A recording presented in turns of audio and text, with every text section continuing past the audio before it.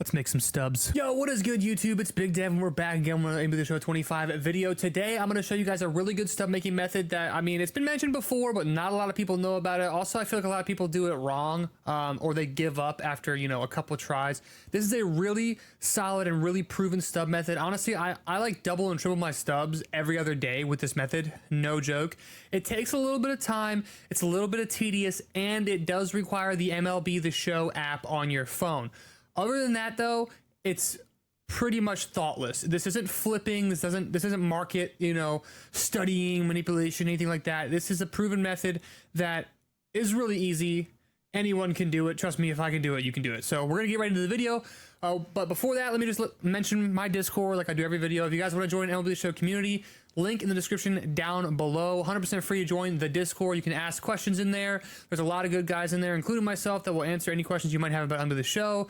I like seeing your guys' God Squad, seeing what you guys are working with as far as teams and stuff like that. So if you're interested in something like that, join the Discord in the link in the description down below. And without further ado, let's get into the video. All right, so no kidding around. Let's get right into the method, guys. All right, so what you're gonna want to do, this is gonna be a method using exchanges. Now, don't click off the video, because I'm gonna give you a lot of tips of how to make this method work for you. Because trust me, I didn't ever think this method worked, because I would only do a few cards at a time, exchange them, open the gold packs, see that I'm not getting a good return on my investment, and then just give up. Like, I'd be like, oh, this method is trash. It's not trash when you do it correctly. Okay, so here we go. This is how it works. You come over here to the exchanges, right? And you see exchange players. These packs that say no sell on them, ignore that. It's either a glitch, or they just don't want you to think you can sell these packs. I'm pretty sure it's just a glitch, but come down here, exchanging silver players for gold players. This is gonna be your bread and butter, okay? You're gonna wanna exchange silvers for these gold packs, and this is how you're gonna make stubs, but I'm gonna show you the method to do it and do it effectively here in 1 second, but I'm just gonna give you the gist here, okay?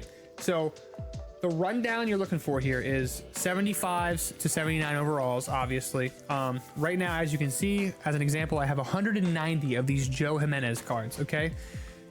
For 76 overalls, it takes 8 of them to get 1 gold pack, okay? So let's just exchange one real quick. We've got our gold pack. Let's go over here to packs, open. Hopefully we get something over an 80, maybe not though. Boom. I just made 1,000 stubs almost on that one exchange, okay? Just by doing that. It's not always gonna happen that way, but allow me to explain.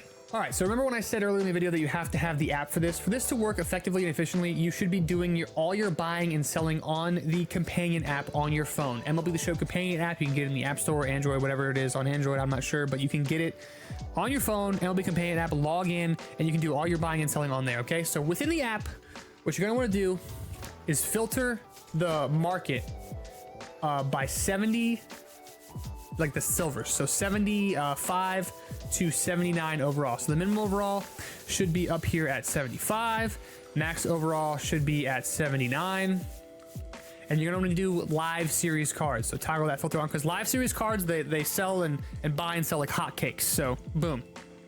Now, so you can use any one of these cards. Now, when I'm filtering, I like to actually do it by just 1 overall at a time. So I don't really do 75s, because it takes 10 75s to equal 1 gold pack. I either do 76s and above. So hello, Future Dev here.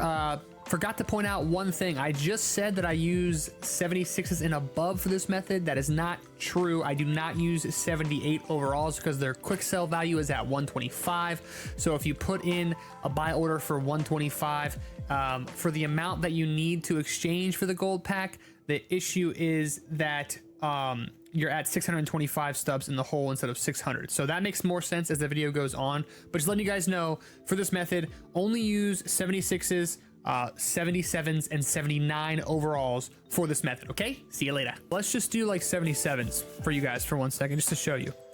All right, so what you're looking for here is cards that don't have buy orders, and cards that don't have big gaps associated with them. What I mean by get big gaps is the buy now is way higher than sell now. Like Xander Bogaerts, obviously you're not going to want to do anything with this card because the sell now is at 166, the buy now is at 354. This is a flipper's dream right here. People are flipping this card actively, I'm sure, and you're going to have a lot of competition. I just stay away from cards like that. But cards like Victor Carantini are pretty good because he has no buy orders at the moment. There are going to be times when you run into other people doing this that are going to overcut you on buy orders and stuff like that. Happens. If you're that impatient, just cancel your orders, whatever. But anyway, let's get into this. So if I was actively flipping on the app right now, I would be on 77s. I'd be looking at, you know, what doesn't have buy orders. Carlos Santana, Mike Talkman, Brock Stewart, Mitch Keller, no buy order. Down here, Luis Castillo and this Victor Caratini card. Okay, so we go in, you would go in and you would put in a buy order, right? Okay, so in order to do this, you have to know how many specific of these cards you need to exchange for a gold pack. Okay, but it's pretty simple when you dumb it down like this. Only put in buy orders for quick sell value. Okay, so 77 quick sells for 100 stubs. You can't quick sell, you can't put in a buy order for any lower than 100 stubs on a 77 overall card. It's as simple as that. 76s sell for 75 stubs, I believe, and then I don't really know what 75s quick sell for, but it's lower than 75 anyway. So you put in a buy order. I'm not going to do it, but you would just in the app just do create buy order, and then you would put in 100, and that's the lowest it'll let you do.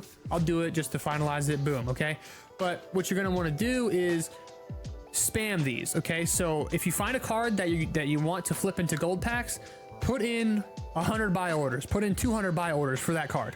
Okay, and people will sell it to you. It sounds ridiculous, but people are impatient. They hit sell now, they don't hit quick sell, they hit sell now all the time, and these orders go through all the time because people don't really care about that 10% tax. They don't care when it's a silver, just like sell, opening packs, sell now, sell my duplicates, whatever, I don't care.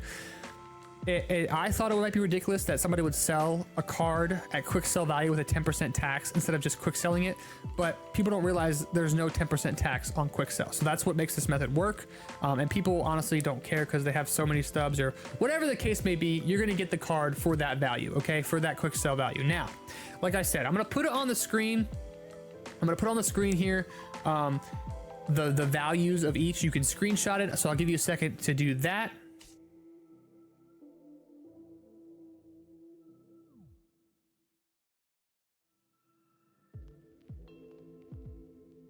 All right, so that was the quick sell values for each one, so you just know what to put the buy order in for. Okay, so here we are at the 76s overall. As you can see right now in the 76 overall category, it takes 8 76s to get to 1 gold pack, but as you can see, there is a ton of prospects here to put a buy order in at 75 for. A ton that have 0 buy orders, a ton of them right now. No buy orders for all these cards here that have 0.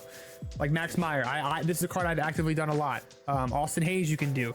Joe Jimenez, as you can see, I did him. I have 200 of Joe Jimenez and there's still 0 buy orders right now for him.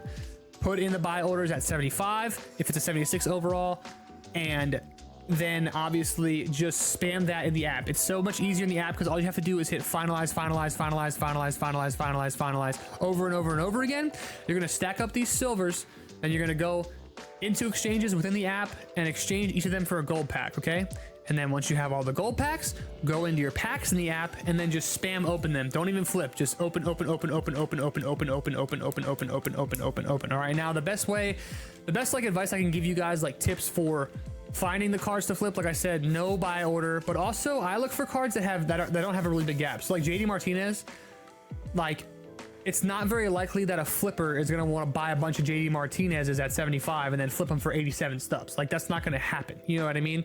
So I look for cards that are going to have the least amount of competition when it comes to that. So, but you got like Austin Hayes here. Like a better prospect is JD or Max Meyer because they're only selling for 87, 82 stubs. You can put in a buy order for Austin Hayes.